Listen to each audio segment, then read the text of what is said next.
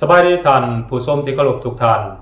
สำหรับวิดีโอนี้ข้าพเจ้าจะมาสนทนาเกี่ยวกับเรื่องกีฬาท่านผู้ชมสำหรับเรื่องกีฬานี้ท่านผู้ชมเคยได้ยินข่าวเกี่ยวกับฟีฟ่าบ่เกี่ยวกับฟีฟ่าแบนทีมฟุตบอลหรือว่าทีมเตะบอลของประเทศรัสเซียหรือว่าทีมนักกีฬาจากประเทศรัสเซียบ่ให้เข้าไปร่วมในกีฬาเตะบอลโลกและก็กีฬาโอลิมปิกและก็เหตุผลหรือว่าข้ออ้างที่ทางฟีฟ่าได้อ้างบ่ให้ประเทศรัสเซียเข้าไปแข่งขันกีฬานั้นก็คือในปี 2014 และก็ในปี 2022 นั้นรัสเซียได้เข้าไปปฏิบัติการพิเศษทางการทหารอยู่ในประเทศยูเครนฟีฟ่าให้เหตุผลว่ารัสเซียนี่ไปหุกหานประเทศยูเครนก็เลยว่าแบนรัสเซียบ่ให้รัสเซียเข้าไปแข่งขันกีฬาโอลิมปิกและก็เตะบอลโลกอีกสาเหตุหนึ่งคือฟีฟ่านั้นก็ได้อ้างว่ารัสเซียนั้นได้ฆ่าล้างเผ่าพันธุ์ได้ก่อความรุนแรงอยู่ในประเทศยูเครนและก็เป็นภัยคุกคามต่อชาติยุโรปเพราะฉะนั้นสาเหตุ2สาเหตุนี้จึงเหตุให้ฟีฟ่านั้นตัดสินใจแบนทีมกีฬาจากประเทศรัสเซียทุกระดับทุกขั้นอันนั้นคือการที่รัสเซียบ่ได้เข้าไปร่วมในกิจกร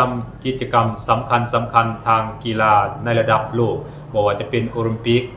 และก็เวิลด์คัพก็ดีท่านผู้ชมวันนี้เฮาย้อนกลับมาในปี 2026 นี้คือกีฬาเตะบอลโลกเนาะก็มีสหรัฐอเมริกามีกรณีสหรัฐอเมริกากับอิหร่านซึ่งอเมริกากับอิสราเอลนั้นก็ได้ยกกองทัพข้ามทะเลหลายพันกิโลเมตรเนาะไปโจมตีประเทศอิหร่านและที่สำคัญอเมริกานั้นก็ได้ไปโจมตีโรงเรียนซึ่งในตอนนั้นก็เห็นให้นักเรียนและก็ผู้ปกครองรวมทั้งครูอาจารย์อยู่ในประเทศอิหร่านนะเสียชีวิตบักหลายๆเลย100 กว่าคน160 กว่าเนาะตามที่ข้าพเจ้าจือบ่ผิดถ้าข้าพเจ้าจือบ่ผิดประมาณนี้แหละเนาะแต่ว่าในงานกีฬาเตะบอลโลกครั้งนี้ฟีฟ่ากับบ่ได้แบนประเทศอิสราเอลกับบ่ได้แบนประเทศสหรัฐอเมริกาบ่ให้เขาไปร่วมกีฬาเตะบอลโลกแม้แต่น้อยเดียวท่านผู้ชมและฟีฟ่าก็ได้ให้เหตุผลว่าการที่ฟีฟ่าบ่แบนประเทศสหรัฐอเมริกากับอิหร่านบ่ให้เขาไปร่วมกีฬาเตะบอลโลกและก็กีฬาประเภทอื่นๆนั้นพวกเฮาบ่มีสิทธิ์ที่จะเข้าไปยุ่งเกี่ยวทางด้านการเมืองเนาะพวกเฮาอยู่เหนือการเมืองพวกเฮาจะบ่เอาการเมืองมาเกี่ยวกับกีฬาแต่อย่างใดซึ่งการแสดงออกของฟีฟ่านั้นใน2กรณีนี้กำเดียวแต่ต่างเวลาแต่ว่าการแสดงออกแม่น2มาตรฐานอย่างชัดเจนในกรณีของประเทศรัสเซียนั้นฟีฟ่าบอกว่ารัสเซียนั้นเข้าไปหุกหานประเทศยูเครนต้องตัดสิทธิ์บ่ให้เขาไปร่วมในงานกีฬาเพราะว่างานกีฬานี้มันเว้าเรื่องความสมานสามัคคีมันเว้าเรื่องสันติภาพตอนนั้นฟีฟ่าว่าในนั้นเพราะฉะนั้นรัสเซียนี่บ่เหมาะที่จะเข้าไปแข่งขันกีฬาร่วมกับประเทศอื่นๆต้องแบนบ่ให้เขาไปร่วมเด็ดขาดแต่ว่าเบื้องหลังที่ฟีฟ่าแบนประเทศรัสเซียนะมันก็มีหลายประเทศเสนอให้ฟีฟ่าแบนบ่ว่าจะเป็นชาติยุโรปสหรัฐอเมริกาเข้าไปเสนอให้ฟีฟ่าแบนประเทศรัสเซียโดยเฉพาะแม่ทีมกีฬาของประเทศรัสเซียนี้บ่ให้เข้าไปร่วมแข่งขันกีฬาในเวทีสำคัญในระดับโลกได้เห็นบ่อันนั้นคือฟีฟ่าแสดงออกในกรณีของรัสเซียบัดนี้ในกรณีของสหรัฐอเมริกากับอิสราเอลที่ไปโจมตีประเทศอิหร่านนั้นโดยเฉพาะแม่นได้ทิ่มระเบิดใส่โรงเรียนแล้วก็เฮ็ดให้นักเรียนนั้นตายเป็นจำนวนหลายนั้นฟีฟ่าบอกว่าพวกเฮาแยกกันระหว่างเกมกีฬากับการเมืองและก็พวกเฮาบ่มีสิทธิ์เข้าไปเกี่ยวข้องกับการแก้ไขปัญหาทางภูมิศาสตร์การเมืองแต่อย่างใดอันนั้นคือฟีฟ่าหมายความว่าฟีฟ่านั้นจะบ่เข้าไปยุ่งเกี่ยวกับกิจกรรมทางการเมืองแต่อย่างใดฟีฟ่าจะบ่เกี่ยวเพราะว่าฟีฟ่าบอกว่ากีฬานี้มันเว้าเรื่องความสมานสามัคคีมันเว้าเรื่องมิตรภาพมันเว้าเรื่องสันติภาพเพราะฉะนั้นฟีฟ่าจะบ่เข้าไปยุ่งเกี่ยวให้การเมืองแก้ไขกันเองเห็นบ่แต่ว่าอยากบอกให้ฮู้ว่าประธานฟีฟ่านั้นเป็นคนเดียวกันในตอนที่แบนรัสเซียและมาอนุญาตให้สหรัฐอเมริกากับอิสราเอลเข้าไปร่วมในกิจกรรมกีฬาที่สำคัญของโลกเป็นคนเดียวกันประธานฟีฟ่าเห็นบ่อันนั้นคือมาตรฐานที่ฟีฟ่าซึ่งมีชาติตะวันตกโดยเฉพาะแม้สหรัฐอเมริกาให้การหนุนหลังนั่นมันได้แสดงให้พวกเขาเห็นว่า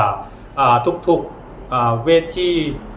สากลในระดับโลกนี่นะล้วนแล้วแต่เป็นเครื่องมือหับไส้ให้แก่สหรัฐอเมริกากับชาติตะวันตกทางนั้นเนาะบ่ว่าจะเป็นองค์การสหประชาชาติ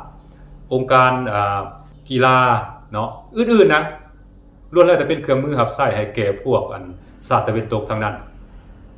ยิ่งไปกว่านั้นในการแข่งขันกีฬาในครั้งนี้โดยเฉพาะแมนเตะบอลโลกนี่นะสหรัฐอเมริกาพยายามปฏิบัติต่อคณะนักกีฬาของประเทศอิหร่านนะโอ้บัดซบสิ้นดีเนาะบัดซบสิ้นดีน่ารังเกียจสิ้นดีเป็นอย่างจังหวะนั้นอนุญาตให้ไปแข่งขันได้อนุญาตให้เข้าสหรัฐอเมริกาได้แต่ว่าเข้าปุ๊บแข่งขันแล้วต้องออกปั๊บไปนอนอยู่เม็กซิโกเห็นบ่อนุญาตให้ทีมนักกีฬาเขาได้แต่บ่อนุญาตให้สตาฟโค้ชและก็คณะของนักกีฬาบ่ให้เข้าเห็นบ่ใส่ทุกเล่ห์เหลี่ยมใส่ทุกสองทางเพื่อกดดันเพื่อเอารัดเอาเปรียบประเทศอื่นเห็นบ่มันเป็นการเมืองไปเลยอเมริกาก็อ้างเหตุผลเรื่องความมั่นคงเรื่องความปลอดภัยต่างๆนานาดังที่เคยอ้างมาก่อนนั่นแหละเนาะแต่ความจริงแล้วบ่มีหยังหรอกมีแต่ว่าอยากกันแกล้งอยากใส่ร้ายป้ายสีเนาะอยากแสดงบทบาทอยากแสดงอิทธิพลว่าตนเองนั่นมีสิทธิ์เฮ็ดหยังกับประเทศอื่นก็ได้ประมาณนี้นะมันจะเป็นลักษณะแบบนี้แหละเนาะและที่สำคัญในกรณีที่สหรัฐอเมริกาเฮ็ดกับอิหร่านเฮ็ดกับทีมของอิหร่านฟีฟ่าเองก็บ่ได้ออกมาปกป้องแต่ประการใดท่านผู้ชมกับมิดเงียบคือกันกับบ่มีมือบ่มีปากบ่มีหูเห็นบ่คล้ายๆว่าปล่อยให้สหรัฐอเมริกานะเหยียบย่ำศักดิ์ศรีทีมนักกีฬาจากประเทศอิหร่านและก็บ่ได้มีการออกมาแก้ต่างให้บ่ได้มีการออกมาประกาศให้การช่วยเหลือแต่ประการใดอันนั้นคือมาตรฐานของฟีฟ่าที่พวกเขาเห็นในปัจจุบันนี้ซึ่งมันแตกต่างกับเจตนารมณ์แตกต่างกับจุดประสงค์เป้าหมายที่ได้กำหนดหรือว่าวางเอาไว้ของการแข่งขันกีฬานะว่ากีฬาเป็นการแข่งขันเพื่อความสามัคคีเพื่อมิตรภาพเพื่อสันติภาพอีกอย่างต่างๆนี่มันบ่แม่นแล้วท่านผู้ชมปัจจุบันนี้การเมืองโดยเฉพาะแม่นเกี่ยวกับความขัดแย้งโดยเฉพาะแม่นสหรัฐอเมริกานั้นพยายามใส่เครื่องไม้เครื่องมือทุกอย่างที่ตนเองมีนะนับตั้งแต่การแสดงหนังนับตั้งแต่กีฬานับตั้งแต่การสร้างสารคดีอีกอย่างต่างๆเนี่ยใส่เป็นเครื่องมือทางการเมืองประหับประหารแล้วก็เพื่อเอาชนะศัตรูเพื่อเอาชนะประเทศคู่แข่งของตนเองแทบทุกๆมิติท่านผู้ชมมันบ่สมกับว่าสหรัฐอเมริกาเป็นเจ้าภาพในการจัดงานกีฬาเตะบอลโลกในปีนี้หรือว่าในรอบนี้โอ้ธรรมดาเจ้าภาพนี่แห้งย่านเสียเปรียบแห้งย่านเสียเกียรติเสียศักดิ์ศรีแห้งย่านประเทศอื่นวิพากษ์วิจารณ์เกี่ยวกับมาตรฐานการจัดงานแต่ว่าอเมริกาบ่สนอเมริกาเฮ็ดต่อประเทศอื่นโดยเฉพาะต่อกับประเทศอิหร่านในลักษณะแบบนี้และก็ฟีฟ่าก็ปิดปากเงียบเหมือนกับว่ายืนอยู่ทางข้างสหรัฐอเมริกานั่นแหละอันนี้มันฟ้องอย่างชัดเจนเลยว่าฟีฟ่าอยู่ข้างอเมริกาอยู่ข้างชาติตะวันตกชัดเจนถึงแม้ว่าประเทศอื่นสิถูกปานใดก็แล้วแต่ถ้าว่าสหรัฐอเมริกาบ่เห็นดีเห็นงามแต่ถ้าว่าชาติตะวันตกบอกว่าความบาปเด้อมึงความบาปเด้อฟีฟ่าพร้อมที่จะปฏิบัติฟีฟ่าพร้อมที่จะลงมือกระทำทันทีเห็นบ่มันบ่ต่างหยังกับหมาหับไส้ดีๆของสหรัฐอเมริกาแล้วก็ของชาติตะวันตกดีๆนี่เองท่านผู้ชมเกี่ยวกับองค์การฟีฟ่าและก็องค์การสหประชาชาติและก็องค์การสากลอื่นๆนั่นแหละท่านผู้ชมตามที่ข้าพเจ้าสังเกตนี่มัน2มาตรฐานชัดเจนปฏิบัติกับชาติในเอเชียนี่อีกแบบนึงแต่ว่าปฏิบัติกับชาติตะวันตกโดยเฉพาะยุโรปและก็สหรัฐอเมริกาอีกแบบนึงนะท่านผู้ชมอันนี้บรรดาองค์การจัดตั้งสากลทั้งหลายนี่มักจะแสดงออกมาในลักษณะแบบนี้มันเป็นการเหยียบหยามมันเป็นการรังเกียจเชื้อชาติมันเป็นการแบ่งแยกเชื้อชาติอย่างชัดเจนมันเป็นการล่าอาณานิคมแบบใหม่ชัดเจนที่สุดท่านผู้ชมในยุคปี2026นี่ท่านผู้ชมอันนั้นข้าพเจ้าขอฝากไว้ให้ท่านผู้ชมคิดและให้พิจารณานำกันว่าการกระทำของฟีฟ่าและก็การกระทำของสหรัฐอเมริกาในเวลานี้ต่อประเทศอิหร่านและก็ต่อประเทศรัสเซียนั้นมันเป็น2มาตรฐานดังที่ข้าพเจ้าเว้าหรือบ่หรือว่าท่านผู้ชมคิดว่าอเมริกากับฟีฟ่านี่เฮ็ดถูกแล้วเนาะอิหร่านมันเป็นอย่างนั้น